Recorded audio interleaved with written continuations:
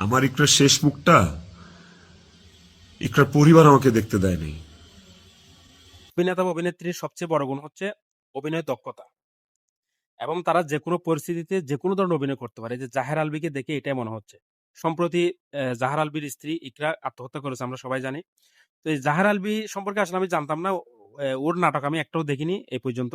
যদিও আমি নাটক খুব পছন্দ করি, কিন্তু তার দুই একটা আমি ক্লিপ দেখি, তাকে চেহারা দেখে চিনতাম কিন্তু নাম জানতাম না। এই যে নামটা হচ্ছে তার স্ত্রীর, এই ঘটনার পরে তার নামটা জানতে পারলাম যে জাহের আলভি।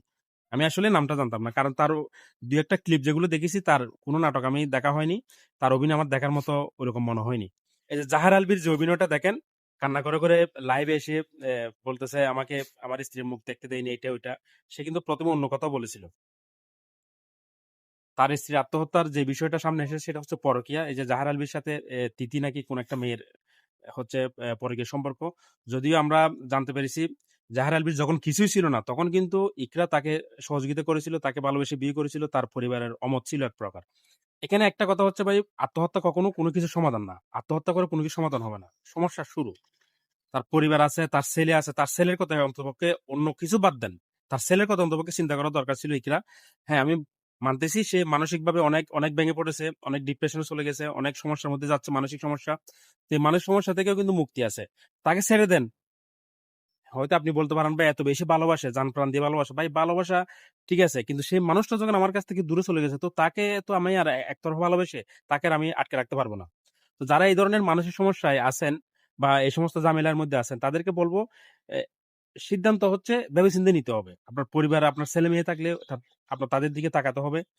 তারপর হচ্ছে আপনার পরিবারের দিকে তাকাবেন, পরিবারের সাথে কথা বলবেন। এই ক্ষেত্রে আমাদের সবচেয়ে বড় বিষয় হচ্ছে আমরা এগুলা কারোর সাথে শেয়ার করতে পারি না।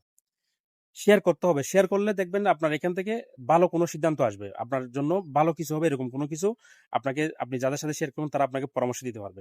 আর আমি আরেকটা বিষয়, যে মিডিয়া জগতের যেই মানে বিয়েগুলা, যে সুবিজঙ্গনের যে ভালোবেসে যারা বিয়ে করে, তাদের বিয়েগুলো না আমার মনে হয় না তাদের বিয়েগুলো বেশি দিন টিকে। হ্যাঁ, ২-১ টা ক্ষেত্রে ভিন্নতা আছে। যেমন জাহিদ হাসান মৌ দীর্ঘদিন ধরে তারা সংসার করতেছে।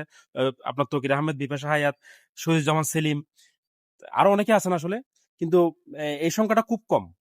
মানে এই যে এদের মতো, এই যে জাহের আলভিদের মতো বা এই সমস্ত, এই যে আজকে বিয়ে করেছে ২ বছর পর ভেঙে গেছে, ১ মাস পর ভেঙে গেছে, এসব হচ্ছে বেশি। এসব অনেক বেশি। আপনি যখন দেখবেন খুঁজলে পাবেন আসলে অনেক বেশি বিয়ে ভেঙে গেছে এরকম। ১০-১২ বছরের সম্পর্ক ভেঙে গেছে এরকম, এরকম আছে। এই আপনার সবিজঙ্গনের। হয়তো সবিজঙ্গনের বাইরেও হচ্ছে, কিন্তু সেগুলো আলোচনায় আসতেছে না। যেগুলো আলোচনায় আসতেছে সেগুলো বলতেছি। তো ভালোবেসে এত জান প্রাণ দিয়ে ভালোবাসে, এরপরে ভাঙে কেমনে আসলে? এই ভালোবাসাটা কিরকম? এই ভালোবাসাটা আসলে কোন ধরনের ভালোবাসা ছিল তাদের? আজকে একজনকে ভালো লাগলো, ২ বছর পর আরেকজনকে ভালো লাগলো, ৩ বছর পর আরেকজনকে ভালো লাগলো। এই ধরনের ভালোবাসা কেন? ভালোবাসা একবারই হয় আমার মতে, সেটা হচ্ছে একজনের প্রতি হয় ভালোবাসা। যদি সত্যিকারের ভালোবাসা হয়। বাকি আপনার ভালো লাগা থাকতে পারে, বাকি হচ্ছে আপনার অ্যাট্রাকশন থাকতে পারে, সেটা অন্য বিষয়। কিন্তু সত্যিকারের ভালোবাসা একজনের জন্যই হয়। এই যে সবিসঙ্গনের বিয়েগুলো আমার আসলে পছন্দ না।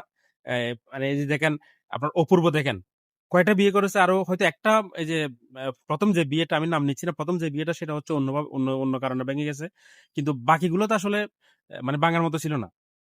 আরো কয়টা বিয়ে হয় দেখবেন শেষ পর্যন্ত। ইকরার যে পরিবারের দিক থেকে যেটা বুঝতে পারলাম, এখানে সম্পূর্ণ দায় চাপানো হচ্ছে জাহের আলভী আর হচ্ছে ওই যে তার পরকীয়া প্রেমিকা, মনে হয় তিথি তার নাম। মানে তার উপরে তারা নাকি মানসিকভাবে অনেক হ্যারাসমেন্টও করেছে, এরকম বলার চেষ্টা করতেছে।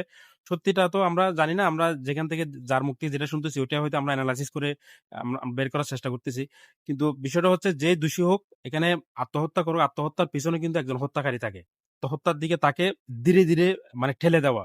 এর পিছনে কিন্তু একজন মানুষ থাকে। ওই মানুষটাকে শাস্তি দিত। আসলে যদি যেগুলো দাবি করা হচ্ছে তার পরিবার থেকে, এগুলো যদি সত্যি হয়, তাহলে কিন্তু এখানে জাহের আলভী অবশ্যই শাস্তি পেতে হবে। অবশ্যই তাকে আইনের আওতায় আনতে হবে।